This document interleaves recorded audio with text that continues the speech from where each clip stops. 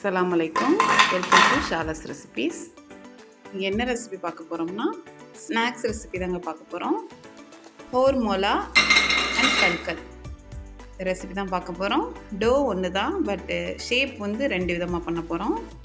ஒரு பவுலில் 1/2 கப் மைதா, 2 table spoon சூடான பட்டர் சேர்த்துக்கோங்க.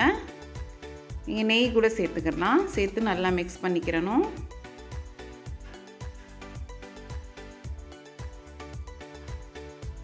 இந்த மாதிரி பிடிச்சி பார்க்கணும். பிடிச்சி பார்க்கையில் நமக்கு பிடிக்க வரணும்.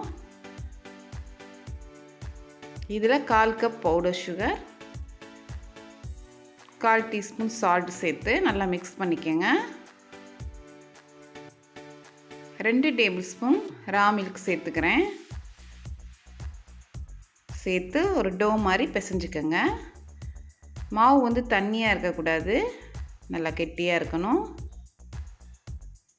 இந்த மாதிரி இருக்கணும். இது ஒரு 1/2 மணி நேரம் மூடி வச்சிடலாம். மூடி இருக்கட்டும். 1/2 மணி நேரம் ஆயிடுச்சு. இப்போ இந்த டோவை நம்ம 2ஆக பிரிச்சுக்க போகிறோம். ஏன்னா நம்ம 2 ஷேப்பில் பண்ண போகிறோம். 2ஆக பிரிச்சுக்கலாம்.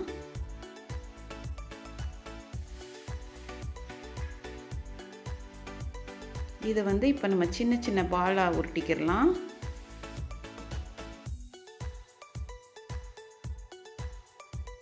இந்த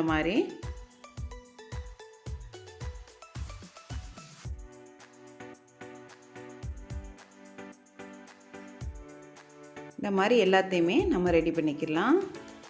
இப்போ ஒரு பால் எடுத்து ஃபோர்க் எடுத்துக்கிடுவோம். இந்த ஃபோர்க்கில் இந்த பாலை வச்சு நல்லா அழுத்துங்க. நல்லா தின்னாக வர்ற அளவுக்கு நல்லா அழுத்திக்கங்க. இப்போ இதை ரோல் பண்ணணும்.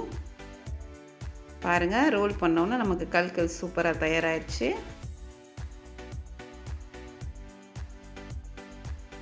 நல்லா அழுத்திக்கங்க. அழுத்தி ரோல் பண்ணுங்க. மாவு தண்ணியாக இருக்கக்கூடாது. தண்ணியாக இருந்தால் அந்த ஷேப் வராது. இப்போ இன்னொரு ஷேப்பையும் நான் சொல்கிறேன் எப்படி பண்ணணும்னு. கொஞ்சமாக மைதா சேர்த்துக்கோங்க. அப்போ தான் நமக்கு ஒட்டாமல் வரும். சேர்த்து சப்பாத்தி கட்டையில் நல்லா லேசாக தேய்ச்சிக்கிறணும். ரொம்ப லேசாக இருக்கணும். அப்போ தான் நமக்கு ஷேப் நல்லா கிடைக்கும். இந்த மாதிரி இப்போ சுற்றிலும் உள்ள எக்ஸஸாக உள்ளதை நம்ம கட் பண்ணிக்கலாம்.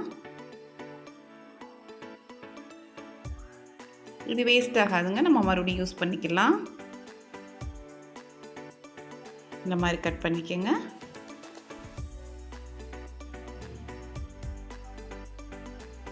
இந்த மாதிரி லேஸாக இருக்கணும். இப்போ 2 மூலையிலையுமே கொஞ்சமாக தண்ணி தடவிக்குங்க. தடவிட்டு இந்த மாதிரி ஜாயின் பண்ணிக்கோங்க. பின்னாடி இந்த மாதிரி ஜாயின் பண்ணிக்கோங்க.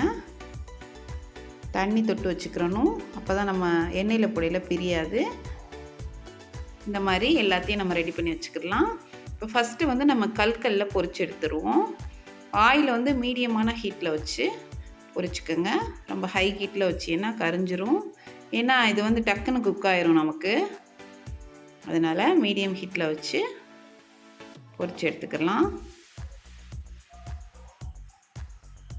ஃபஸ்ட்டு நமக்கு எடுக்கும் போது கொஞ்சம் சாஃப்டாக இருக்கும். அப்புறம் ஒரு 5 நிமிஷம் ஆனோன்னா நல்லா கிறிஸ்பி ஆயிரும். இப்போ நம்ம கோல்டன் கலர் ஆயிடுச்சு, எடுத்துடலாம். இந்த மாதிரி எல்லாத்தையுமே நம்ம எடுத்துடலாம். டோ ஒன்று தாங்க, ஆனால் 2 ஷேப்பில் நான் பண்ணியிருக்கேன்.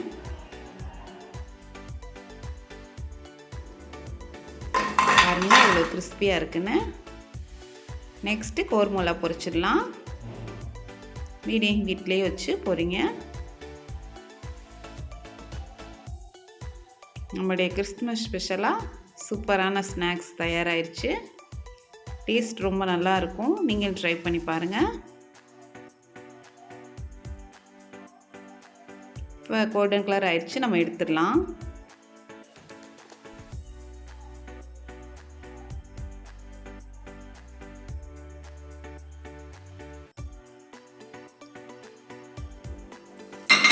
அவ்வளோதான். நம்மளுடைய கல்கல் கோர்மோலா சூப்பராக தயாராகிடுச்சு. நீங்கள் ட்ரை பண்ணி பார்த்துட்டு எப்படி இருக்குன்னு எனக்கு கமெண்ட்டில் சொல்லுங்கள்.